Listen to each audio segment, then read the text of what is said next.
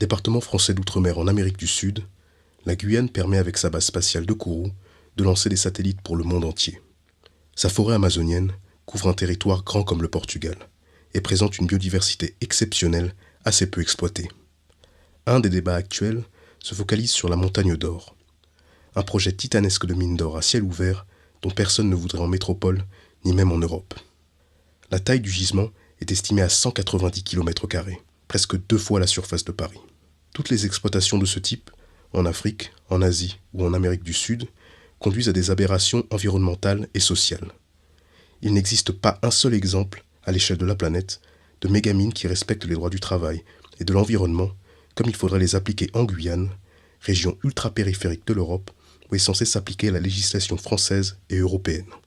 Fort heureusement, un collectif baptisé Hors de question, et réunissant plus d'une vingtaine d'associations et d'ONG, se mobilise contre ce méga-projet qui demande d'énormes investissements publics qui se feront au détriment d'autres filières industrielles. Il a dit non, vous n'êtes pas les bienvenus tant que vous êtes venus pour développer ce projet-là. Donner la possibilité à une multinationale de s'implanter en Guyane, quand on sait que derrière il y a d'autres projets du même type qui sont déjà là dans les cartons prêts à être mis en place, je dis non pour la Guyane parce que la Guyane sera totalement polluée, parce que ce sont des industries extrêmement polluantes. Il n'y a pas de mine propre, ça n'existe pas dans le monde. Moi, je ne vois pas pourquoi est-ce qu'on va se lancer dans cette affaire-là quand tous les autres pays, beaucoup de pays déjà, essaient de s'en sortir. Parce que tout autour de nous, on voit le Chili, le Salvador, etc. Ils essaient de se sortir parce qu'ils ont subissent encore ces pollutions, et la France aussi, puisqu'elle a fermé ses mines. Elle a fermé ses mines, elle veut ouvrir une en Guyane, alors qu'elle a bien vu que le citoyen français, lui, il paie l'après-mine. Et il va continuer à la payer longtemps encore, parce que les mines sont fermées, mais elles continuent à polluer, et pour des années encore. Pourtant, le projet de la montagne d'or, porté par des intérêts russes et canadiens, fait le forcing et donne l'impression d'arriver en terrain conquis grâce aux 750 emplois prévus. Une promesse qui séduit déjà beaucoup d'élus locaux.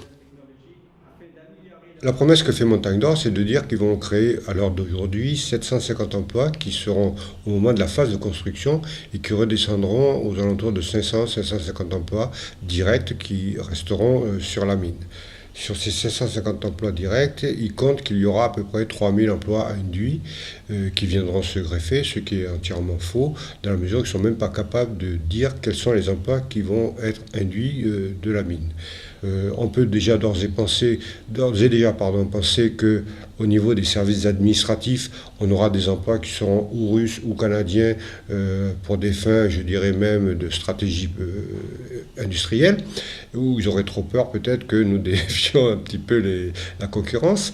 Et on peut très peu penser trouver donc des emplois guyanais dans ce domaine-là, puisqu'ils ne se trouveront pas sur la mine. Et au sein de la mine, quand on regarde aujourd'hui la structuration sociale guyanaise, on peut s'interroger sur le nombre de Guyanais qui répondra présent pour aller s'exiler au fond d'une mine pendant plusieurs jours avant de redescendre chez eux, rencontrer leur famille. La rentabilité de l'exploitation est basée sur un cours de l'or plutôt haut. Il suffirait qu'il baisse un peu pour que la mine soit obligée de sacrifier l'environnement et les conditions de travail pour sauver son chiffre d'affaires et ses bénéfices. Le WWF, on est pleinement conscient des enjeux économiques en Guyane et de la difficulté de développement de l'Ouest. Et donc on a souhaité vraiment creuser cette question du modèle économique autour de ce projet minier. Alors cette analyse économique est intéressante puisqu'elle révèle toute la fragilité d'une telle opération. On sait que c'est une opération qui, bien évidemment, va dépendre du cours de l'or.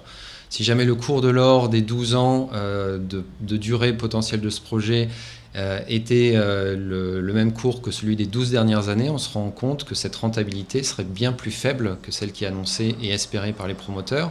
On se rend compte que cette même rentabilité serait extrêmement fragilisée si le taux de change entre l'euro et le dollar était lui aussi le même que celui que l'on a connu ces 12 dernières années. Donc on se rend compte qu'au-delà d'une annonce qui paraît simple et qui paraît évidente, d'une rentabilité garantie entre guillemets d'une telle opération, quand on creuse un peu, on se rend compte que la rentabilité même est très fragile. Cela alors même que ça pourrait potentiellement mobiliser des montants astronomiques en termes de subventions publiques. L'investissement public, estimé à 400 millions d'euros, principalement à la charge de la Guyane, des Guyanais et des contribuables français, est indispensable à la Montagne d'Or pour lui permettre de fonctionner. Une centrale électrique de 20 MW, une route, des ponts, un aménagement du port maritime et des services de sécurité, de santé et d'éducation, car c'est un gros bourg de 5000 personnes qui est prévu à 3 km de la mégamine. Tout ça nous conforte bien évidemment au WWF dans la promotion plutôt de la structuration des filières durables, des filières socio-économiques qui existent d'ores et déjà pour la plupart en Guyane, mais qui ont un besoin urgent de structuration, d'accompagnement public.